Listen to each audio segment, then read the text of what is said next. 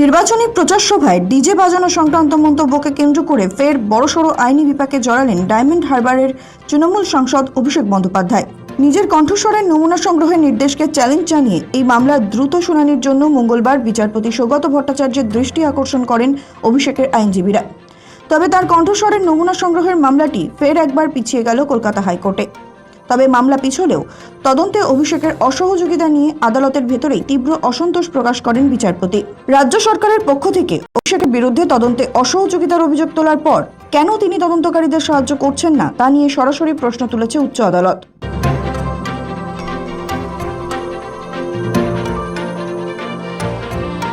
কি সেই বিতর্কিত এবং উস্কানিমূলক মন্তব্য? সম্প্রতি শেষ হওয়া 26 বিধানসভা নির্বাচনের প্রচার চলাকালীন বিজেপির শীর্ষ নেতৃত্বকে নিশানা করতে গিয়ে বেশ কিছু বেলাগাম ও বিতর্কিত মন্তব্য শোনা গিয়েছিল তৃণমূল নেতা অভিষেক বন্দ্যোপাধ্যায়ের গলায়।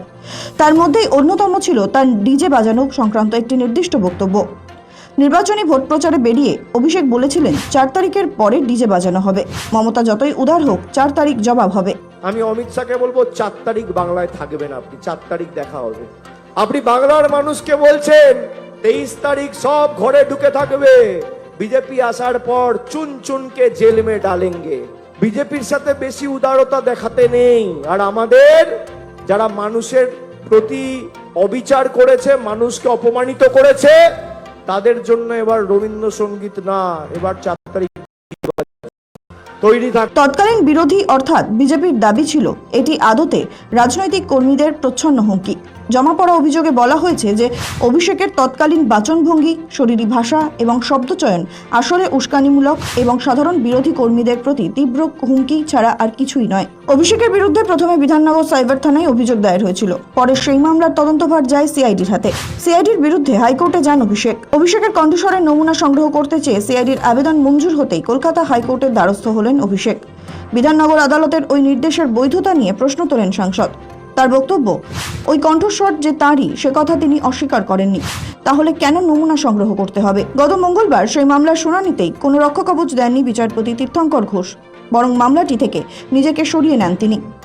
বিচারপতি ঘোষ জানিয়ে দেন তদন্তে কি প্রয়োজন হবে কি নয় তা তদন্তকারী সংস্থাকে বলে দিতে পারে না আদালত।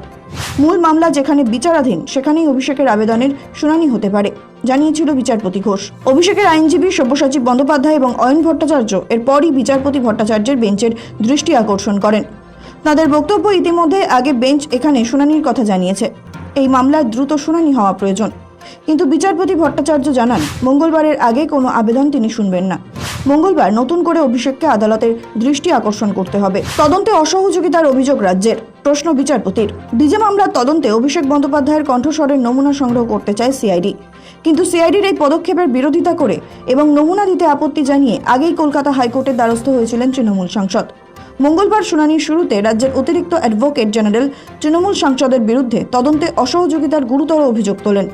আদালতের দৃষ্টি আকর্ষণ করে তিনি জানান, এর আগে হাইকোর্টের স্পষ্ট নির্দেশ ছিল যে অভিষেককে তদন্ত প্রক্রিয়ায় সম্পূর্ণ সহযোগিতা করতে হবে, কিন্তু নিম্ন আদালত তাঁর কণ্ঠস্বরের নমুনা পরীক্ষার নির্দেশ দিলেও তিনি হাজিরা দিচ্ছেন না এবং সিআইডির তদন্তে সহযোগিতা করছেন না। উভয় পক্ষের সওয়াল জবাব চলাকালীন বিচারপতি সৌগত ভট্টাচার্য প্রশ্ন তোলেন, অভিষেক বন্দ্যোপাধ্যায়ের আইনি রক্ষা কবচ রয়েছে, তাহলে কেন তিনি তদন্তে সহযোগিতা করছেন না? তদন্তকারীদের কণ্ঠস্বরের নমুনা দিন। এদিকে বিচারপতির এই প্রশ্নের জবাবে অভিষেকের আইনজীবী পাল্টা যুক্তি খাড়া করে বলেন, সংশ্লিষ্ট রেকর্ডিংয়ের কণ্ঠস্বরটি যে তার মক্কেলের তা অভিষেক বন্দ্যোপাধ্যায় নিজেই স্পষ্ট ভাষায় স্বীকার করে নিয়েছেন। যখন কণ্ঠস্বরের সত্যতা বা মালিকানা নিয়ে অভিযুক্তের নিজেরই কোনো দ্বিমত নেই, তখন নতুন করে নমুনা সংগ্রহের আর কি আইনি প্রয়োজনীয়তা থাকতে পারে?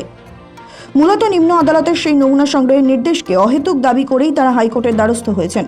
তবে অভিষেকের আইনজীবীর এই দাবির বিরোধিতা করে রাজ্য সরকার। তাদের বক্তব্য, আইনি ও বৈজ্ঞানিক প্রমাণের স্বার্থে সরকারিভাবে অভিষেকের কণ্ঠস্বর মিলিয়ে দেখা অত্যন্ত জরুরি এবং সেই কারণেই পুলিশ তার নমুনা সংগ্রহ করতে চাইছে। উভয় পক্ষের বক্তব্য শোনার পর বিচারপতি ভট্টাচার্য জানান, আগামী শুক্রবার 10 জুলাই অতিরিক্ত তালিকা প্রকাশ করে এই মামলার পরবর্তী শুনানি গ্রহণ করা হবে। তাৎপর্যপূর্ণ বিষয় হলো, বিচারপতি সৌগত ভট্টাচার্য আগেই তাঁর পর্যবেক্ষণে জানিয়েছিলেন যে অভিষেক বন্দ্যোপাধ্যায়কে তাঁর কণ্ঠস্বরের নমুনা দিতেই হবে, কিন্তু আদালতে রাজ্যের তরফে অভিযোগ করা হয় রক্ষা কবচ থাকা সত্ত্বেও সিআইডির সঙ্গে কোনো রকম সহযোগিতা করছেন না ডায়মন্ড হারবারের সাংসদ। আগামী শুক্রবার এই চাঞ্চল্যকর মামলার পরবর্তী শুনানি রয়েছে হাইকোর্টে। সৌভিক সান্যালের রিপোর্ট, সময় কলকাতা।